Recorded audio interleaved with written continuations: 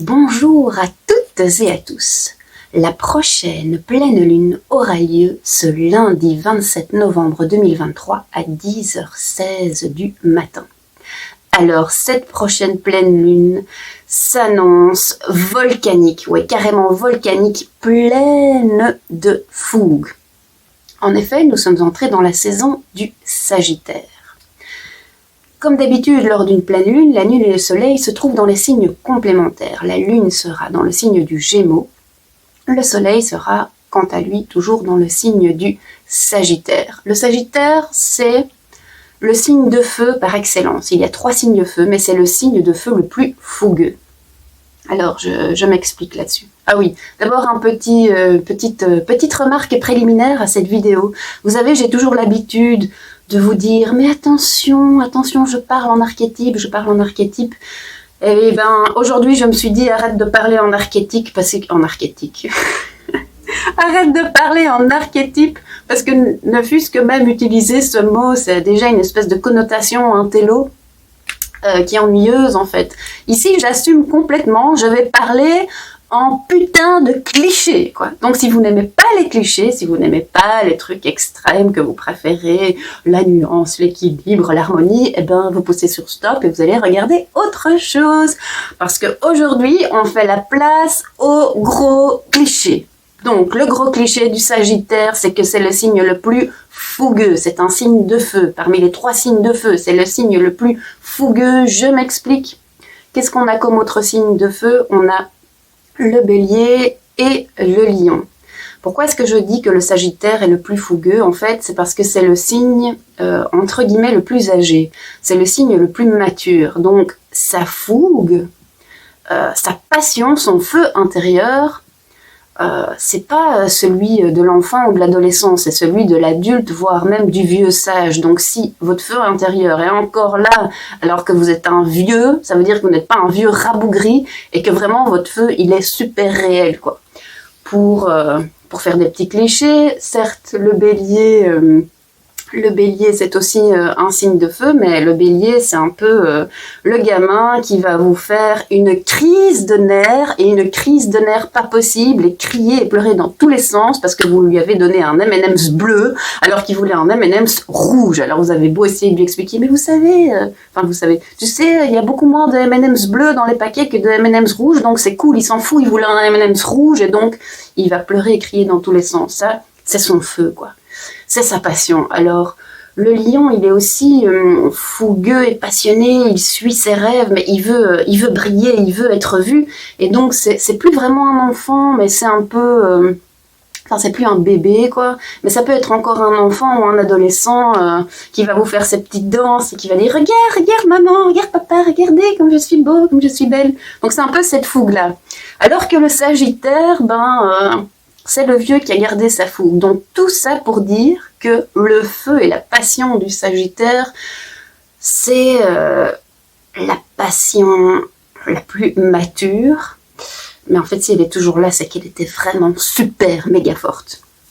Donc nous sommes dans une saison déjà à la base volcanique. Eh bien, nous n'avons pas que le Soleil qui est en Sagittaire. On a aussi Mars. Mars qui est la planète du Bélier, qui est la planète de l'action, qui est aussi en Sagittaire. Donc allons-y, quoi. Partons à l'aventure, ne réfléchissons pas trop, suivons notre direction. Encore un truc qui va alimenter le côté volcanique, irréfléchi, irruption instantanée à laquelle on ne s'attendait pas, de cette pleine lune. Et puis, on a aussi Mercure en Sagittaire. Alors Mercure, c'est quand même la planète liée aux Gémeaux. Donc le Gémeaux, la Lune qui est en Gémeaux, qui est en opposition au Soleil, est aussi en opposition à sa propre planète. Donc vous voyez la tension, quoi. Il y a une tension de malade, de feu, de Dieu, entre le Sagittaire et le Gémeaux. Maintenant, moi je regardais ces 2 signes, et ils ont quand même pas mal de choses en commun. Ils ont des petits côtés rebelles tous les deux. Mais ils travaillent sur moi. Pour moi, je pense qu'ils travaillent sur l'axe de l'information, de la connaissance. Ce qu'ils ont en commun, c'est tout de même une envie d'apprendre plein de trucs. Alors, le Gémeaux, il est très curieux, il s'intéresse à tout, il peut passer d'un sujet à l'autre. Et dans les maisons, c'est plutôt la maison 3, à la rigueur, ça va être plutôt la maison des études, mais les études primaires, les études secondaires, là où on touche encore beaucoup à tout, on fait plein de choses différentes pour trouver vraiment ce qui nous intéresse. Le Sagittaire, c'est aussi les études, mais ce sont les études supérieures, et plutôt, à la rigueur, les études philosophiques, si on va encore un pas plus loin. Mais dans les deux cas, ce sont les études, soit on s'hyper spécialise à mort, soit on est plus général. Et ça, c'est toujours la grosse question quand vous voulez faire carrière. Est-ce que je deviens généraliste, manager, un peu touche à tout, ou est-ce que je deviens un super méga expert, tellement expert que je suis tout seul dans mon coin et je vais peut-être pas trouver... Il n'y a pas plein de places pour moi, mais en attendant, il y aura une place et je vais te payer super cher. Et de toute façon, dans les deux cas, vous pouvez gagner plein de fric. Mais soit. Ça, c'était un petit aparté. C'est pour mettre vraiment l'accent sur la connaissance et la recherche de la connaissance. Alors que ce soit le Gémeaux, que ce soit la planète Mercure, on dit toujours que c'est la planète de la communication. Alors moi je pense que pour cette pleine lune, pour quelques jours avant, quelques jours après, ne vous inquiétez pas si vous avez des problèmes de communication, si ça se passe pas bien, si les gens s'énervent pour rien, c'est dans l'air, c'est normal. Je dirais que pour l'instant, les astres vont pas vraiment vous aider à le faire, mais si vous discutez avec quelqu'un, n'hésitez pas à prendre une grande respiration avant de parler, à tourner votre langue 7 fois dans votre bouche avant de parler. Vous voyez, tout ce genre de conseils, c'est excellent pour le moment. Mais bon, c'est facile à dire, après il faut s'en rappeler, parce que les astres vont pas nous aider à faire ça. Donc, même si on a l'habitude, ou moi j'ai l'habitude de proposer, d'aller poser des questions sur notre manière de communiquer quand on est dans l'axe Sagittaire. Gémeaux, cette fois-ci, j'ai pas envie de faire ça parce que je vois pas en quoi cette pleine lune pourrait nous aider. Elle va nous donner des conseils vraiment dirigés dans un sens, plutôt que dans l'autre.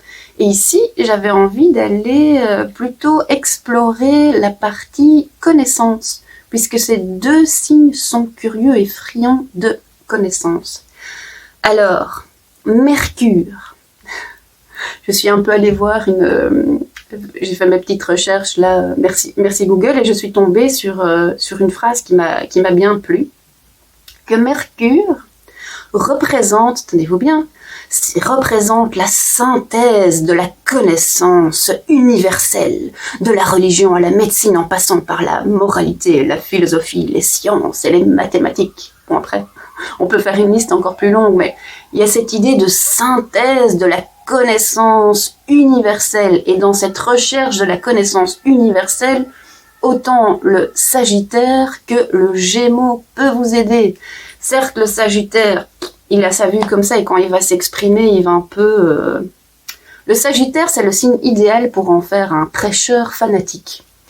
Le Gémeaux va pas être un prêcheur fanatique, mais il est quand même aussi à la recherche de la connaissance, mais avec une facilité de passer d'un sujet à l'autre, une facilité d'adaptation et de flexibilité que le Sagittaire n'a pas. Et finalement, c'est les deux mis ensemble qui font que l'on peut faire la synthèse de la connaissance universelle, les gars. Donc, on y va. Donc, je vous propose, pour cette prochaine pleine lune, pour ce prochain rituel, d'aller demander à l'esprit de la pleine lune, à tous les astres, même pourquoi pas aussi à Mercure, au soleil en Sagittaire, de demander à tout le monde de se mettre ensemble et de vous révéler à quel sujet vous pourriez vous intéresser. Et je vais pas dire reprendre des études, quoi. Mais ça pourrait être aussi simple que de lire un livre sur le sujet, que d'aller voir... quelqu'un qui s'y connaît, de faire appel à un spécialiste. Et peu importe le sujet, c'est d'aller demander, tiens, dans ma vie, aujourd'hui, quel est le sujet auquel je ferais bien de m'intéresser? que ce soit m'y intéresser avec légèreté et frivolité comme le Gémeaux, ou que ce soit m'y intéresser parce que ça serait vraiment bien pour moi de me plonger dedans à fond comme le Sagittaire, peu importe, mais que cette pleine lune vous révèle un sujet que vous feriez bien de découvrir. Voilà, c'est une question un peu enfin, moi, je la trouve intéressante, sinon je vous la proposerais pas. Mais en même temps, elle est légère. En même temps, voilà, laissons-nous surprendre. Alors, là-dessus, je vous souhaite une excellente pleine lune et je vous dis à tout bientôt.